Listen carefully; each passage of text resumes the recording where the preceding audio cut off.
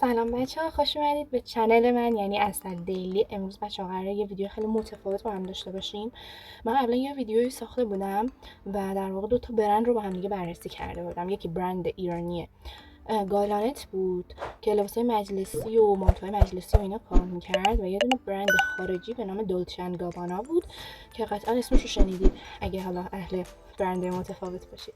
منم در واقع گفتم اگه بخوام دائما هی واسهتون روزمرگی بذارم شاید خسته کننده باشه، چون به هر حال یه روتینی هر زندگی داره دیگه.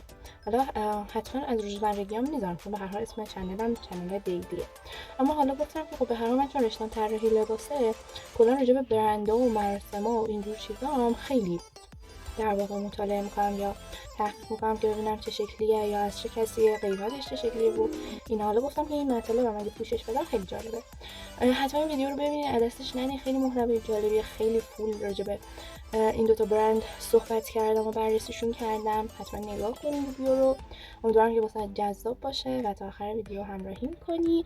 مرسی که با چنل عسل دیلی همراهی دارید، امیدوارم که از محتوای من لذت ببرید. بچه‌ها یادتون نره اگه چنل من هنوز سابسکرایب نکردی حتما سابسکرایب کن، زنگولش روی آل بزن، فعال بکن که هر وقت ویدیو گذاشتم بتونی اولین نفری باشی که می‌بینی. حتما کامنت بذار که اولین نفر بودی یا چندمین نفری بودی که ویدیومو دیدی. و اینکه این بالا مثلا پیج اینستاگراممو میذارم، اگه خواستی حتما فالو کن، اونجا محتوای خیلی جالبی میذارم، دیجیتال آرت و طراحی لباسامو میذارم که میتونید اونجا با هم در ارتباط باشین. باکس میذارم اگه سوالی ازم دارید اونجا در خدمتتون هستم. بریم برای ویدیوی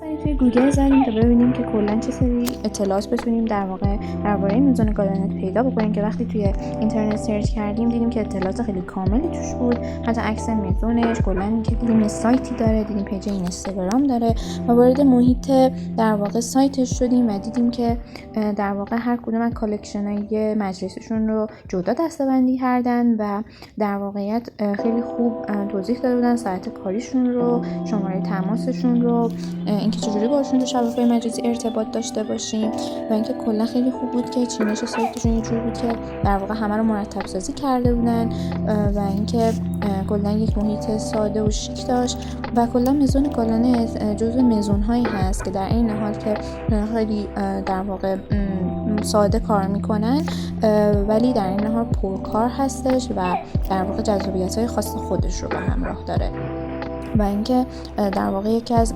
محاسنش میشه گفت در کنار اینکه کارشون خیلی خوبه، در واقع یک محیط خیلی خوبی رو توی سایتشون ایجاد کرده بودن که خیلی راحت میتونستی باهاشون تماس بگیری یا تو شبکه اجتماعی یا سایت کاریشون در واقع متوجه بشین و استفاده.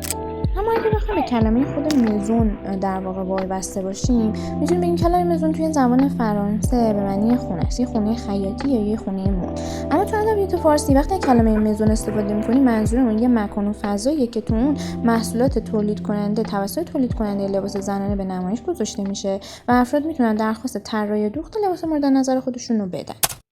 خب اینم پیج اینستاگرامشون هستش که در واقعیت خیلی فالوور داشت، اما یه چیزیش که نظر من جلب کرد این بودش که توی پیجشون دو تا در واقع پیج کاری داشتن که یکیش برای مانتوهای حالا سبک‌ترشون بود که حالا لباس مجلسی خیلی قاطیش نبود و بیشتر سبک مانتوهای مجلسی و کتای مجلسی بود، اما یه دونه بخش دیگه داشتن به عنوان مت VIP که تو اونجا در واقع لباس عروساشون رو میذاشتن و جالب بود که یه بخش به عنوان رضایت مشتری داشتن که در واقع رضایت مشتریشون بود.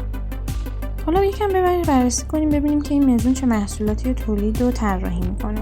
مزون بزرگ گالانت با طیف وسیع محصولات خودش رو تونسته نیازهای عمده بانوان رو برای تولید انواع لباس‌های مجلسی، لباس شب، مانتوی مجلسی، لباس عروس، مانتوی عقد و یا پالتوی مجلسی برآورده کنه. حالا در واقع اگه بخوایم بگیم مزون گالانت میتونه لباس اختصاصی هم تولید کنه، میتونیم بگیم بله یکی از جذابیت‌های مزون اینه که طراحی اختصاصی لباس رو برای اون دسته افرادی که به یونیک و خاص بودن لباس خودشون اهمیت میدن که بسیاری از هنرپیشه‌های معروف کشور هم همینطوریه طراحی اختصاصی انجام میدن. اونجایی که بازیگرا همیشه به دنبال خاص‌ترین چیزا هستن و از اونجایی که مزون گالانت هم جزو بهترین هاست، خیلی بازیگرا به اونجا سر زدن که میتونیم به بهار رهنما، مرجان گلچین و همچنین نیوشا زیقمی، الهام حمیدی، سارا منجری پور و فرانک یوسفی اشاره کنیم. و خانم جسروت هم نمونه که آرم زیبایی هم دارن. حالا با هم میریم چند تا گاهی خفن این مزون رو ببینیم. به جز تو که ثابتی واسم تو قلبم نیست رد پایی تو آرامش منی قلبم نشستی توی دلم کم کم تو رو دارم دنیا رو دارم دل منو بردی یارم آخه دلبر منی جایی نری و تو که میدونی مال منی و زندگی من دیگه شدی و جون دلمی آخه دلبر منی جایی نری و تو که میدونی مال منی و یه اومدی دلو بردی و واسه خودمی خب حالا که میزان گالانت رو بررسی کردیم نوبت میرسه به دولت ان گابانا. دولت ان گابانا در واقع شرکت ایتالیاییه که در زمینه تولید کالاهای لوکس و طراحی مد فعالیت میکنن. این شرکت در سال 1989 توسط دومینیکو دولچه و استفانو گابانا در شهر میلان تأسیس میشه. نوع این شرکت در واقع شرکت مسئولیت محدود صنعتش هم کالاهای لوکس و خرده فروشیه. اگه بخوایم به بنای نهادش فکر بکنیم تو سال 1985 بوده و توی لمیانو بوده و بنیانگذاراش هم همونطور که گفتم دومینیکو دولچه و استفانو گابانا بودن. اگه بخوام از دفتر مرکزیش براتون بگم توی ایتالیا توی میلان در واقعیت و همچنین محدوده فعالیتشون هم جهانیه.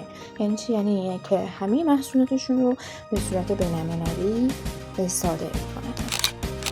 مدیر عامل اجرایی این برند آلفونسو دولچه است و کلا محصولاتی که ارائه می‌کنن تو حوزه لباس، کیف و کفش، عینک آفتابی، عطر، ساعت و جواهراته. آخرین آماری که نسبت به تعداد کارکنانشون پیدا کردن مال سال 2012 بوده که الان خب نسبتا خیلی باید بیشتر از این حرفا شده باشن، ولی نسبت به اون موقع هم خیلی تعدادشون زیاد بوده که به 3150 نفر میرسیده. یک وبگاه یا حالا همون به قول خودمون سایتی هم داشتن به نام www.dolcegabama.ir که همین الان در دسترسه. شدیم و همین که دیزاین سایتش کلا به یه حالتی انجام شده که یعنی از سفید و سیاه استفاده کردن که در واقع هر چیزی بخواد توی سایتش قرار بده باهاش میخونه، خاطر اینکه سیاسی با همه رنگ‌ها اوکیه و میتونه باهاشون در واقع بخونه. جدیدترین کالکشنشون که الان اینجا دارید میبینید مال کالکشن تابستونشونه که حالا میتونم بگم این فعلا روی در واقع تیتر سایتشونه که کلا کالکشن سفید و آبیه که میگه برای تابستونشه. حالا اینجا میبینید که این قسمت مشکی در واقعیت قسمت فشنشون، آرایششون، چیزایی که به عطرشون مربوط میشه و حالا محصولاتی که میفروشن و تمام کالکشناشون همه اینها رو مثل حالا همون که گالانت انجام داده بود همه ذکر سازی کردن و میتونم بگم یکی از خوبی هایی که داره اینه که کالکشن دارن و همچنین قیمت هایی هم که واسه هر کدوم باید پرداخت بشه رو قرار دادن. این بازم خیلی کمک میکنه که در واقع بتونن مشتری ها راحت تر خرید بکنن و بتونن راحت تر از در واقع اون برند چیزی بخرن یا اطلاع پیدا بکنن. و اینجا اینه که حالا چیزای بگشون که همون کیفشون و اینها میشه یا کفشاشون و لباسایی که حالا برای برندشون هست تمام اینها رو گذاشتن و در واقع میخوام بگم که یه چیز در واقع حساب شده و خوبی داره و در واقع همه رو جمع‌آوری کرده. حتی میتونید اکانت توش بسازید که راحت بتونید مثلا خرید بکنید در واقع یک اکانت واسه خودتون داشته باشید و در کل واقعا سایت خوب و جمع جوری. خب این هم پیج این اینستاگرام دولت ان گاباما که می‌بینید تیک آبی داره بخاطر اینکه خب رسمیه و همچنین 30 میلیون فالوور داره. البته تعداد گذارم خیلی زیاده و در این که تعداد محصولاتش تنوعش خیلی زیاده و همچنین در طرزهای مختلف کار میکنن و یکی از چیزهایی که در واقع برندهای خارجی میتونید دارن و در واقع حالا میزونا یا برند ایرانی خیلی هنوز روش قدرتمند نیستن اینه که خب جهانی هنوز نتونستیم کار کنیم ولی اگه بتونیم جهانی کار بکنیم خیلی طرفدار برند یا میزان زیادتر میشه.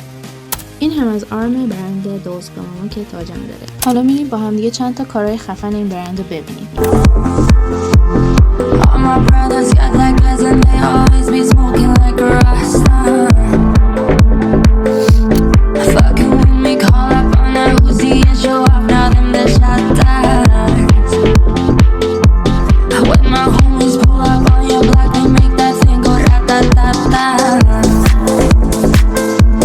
Switch my